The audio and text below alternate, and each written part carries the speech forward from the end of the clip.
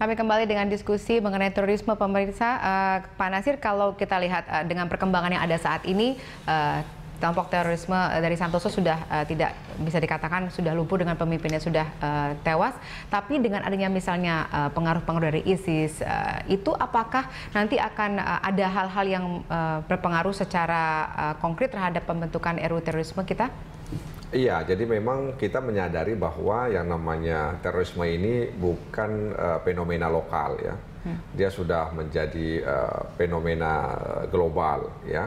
Nah, karenanya kita mencoba untuk mengantisipasi ya dalam rancangan undang-undang perubahan tentang terorisme ini hal-hal yang kemudian bisa berdampak ya terhadap stabilitas keamanan di Indonesia. Karena kita lihat juga yang namanya jaringan terorisme itu sudah tidak lagi menggunakan cara-cara lama. Ya, jadi tidak konvensional lagi dalam melakukan aksi-aksinya, ya.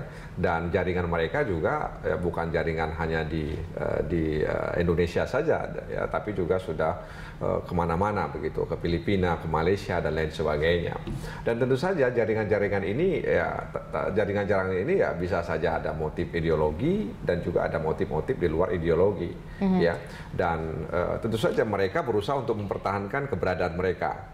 Ya kan, dan tentu mereka bisa melakukan apa saja, menculik, kemudian meminta tebusan, ya, dan macam cara yang mereka lakukan, ya, kemudian untuk memberikan rasa takut mereka menembak aparat, misalnya, ya kan, untuk memberitahukan kepada masyarakat bahwa mereka masih eksis, mereka menembak aparat, gitu kan. Nah, jadi hal-hal seperti ini memang dalam rancangan undang-undang pemerintah mengajukan beberapa poin yang kami nilai memang itu masih bisa bisa didiskusikan. Poin-poin apa saja itu yang menurut Anda? Ya, soal misalnya ya kan ada preemptif ya, ada preventif ya.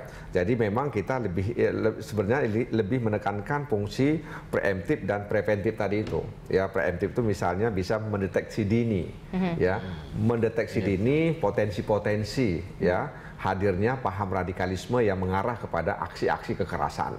Nah, ini penting ya, makanya kan kemudian ketika misalnya badan intelijen ingin masuk ya dan mereka kemudian ingin mengeksekusi ya potensi tadi kan kemudian ditentang oleh banyak pihak karena fungsi intelijen itu kan menyerap informasi dan kemudian mentransfer informasi itu kepada pihak-pihak yang mengeksekusi itu.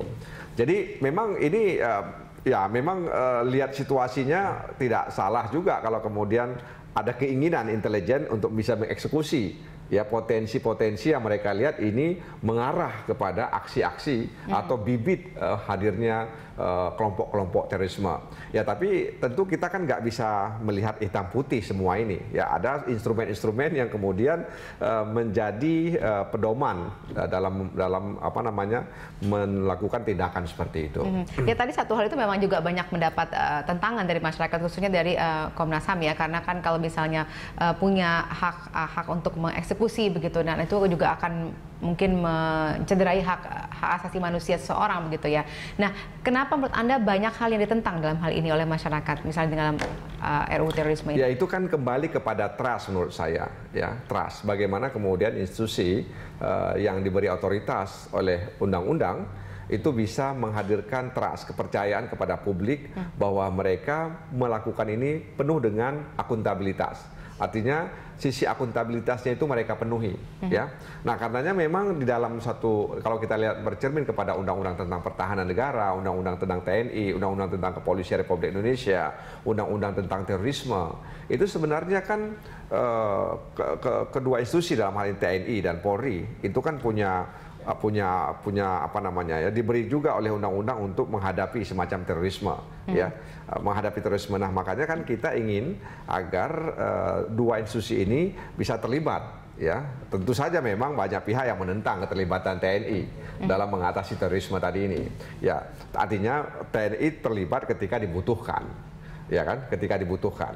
Jadi selama ini teman-teman TNI bilang ketika simulasi mereka selalu dilibatkan, ya, maksudnya ikut sama-sama simulasi, tapi ketika kemudian ingin menindak, mereka kalau dibutuhkan mereka dipakai. Nah, jadi mereka ingin bareng gitu, ya, ingin sama-sama bagaimana kemudian negara ini bisa diselamatkan dari jaringan terorisme. Oke, Mas Haidar, kalau dari RUU terorisme yang sekarang sedang dibahas, menurut Anda apakah itu nantinya akan mampu untuk bisa sebagai tindakan preemptif untuk mencari bibit-bibit terorisme di Indonesia? Harusnya bisa ya, apalagi kalau dirancang oleh Pak Tito ya, Dr. Tito, karena dia kan lulusan dari Nanyang Technological University ya, ahli bidang terorisme.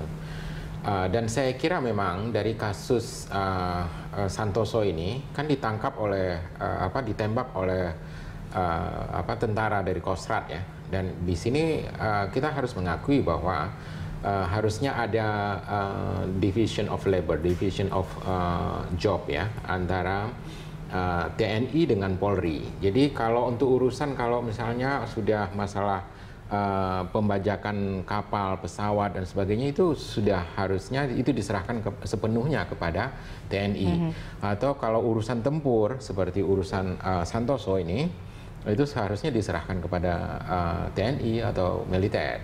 Tapi kalau urusannya misalnya ada enklav-enklav, ada kantong-kantong, ada persembunyian-persembunyian teroris yang ada di Bekasi atau di daerah mana gitu ya, itu bisa dilakukan oleh Densus, oleh polisi biasa juga bisa. Jadi saya melihat bahwa ini harus ada pembagian ini ya, pembagian domain.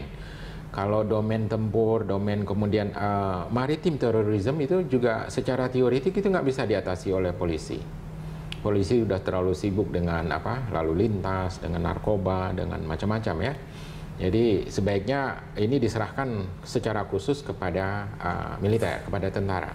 Kalau enggak, Indonesia ini kan terlalu rugi lah mendanai lembaga militer yang terlalu besar, tapi tidak pernah bisa dipergunakan secara signifikan ya, secara operasional untuk menangani masalah-masalah ini. Dan saya kira memang ini harus ada ini. Tapi kalau keterlibatan intelijen memang nggak perlu, karena di polisi ada intelijen, di tentara juga ada intelijen. Intelijen itu ada di mana-mana. Apalagi intelijen Indonesia, kalau dia minta terlibat nanti wah di mana-mana dia kelihatan sekali kan. Dan nggak pernah bisa menyembunyikan dirinya gitu. Baik, kita harus jeda dulu. Nanti kita akan bahas lagi mengenai hal ini. Kami akan kembali usai jeda. Pemirsa tetap bersama kami.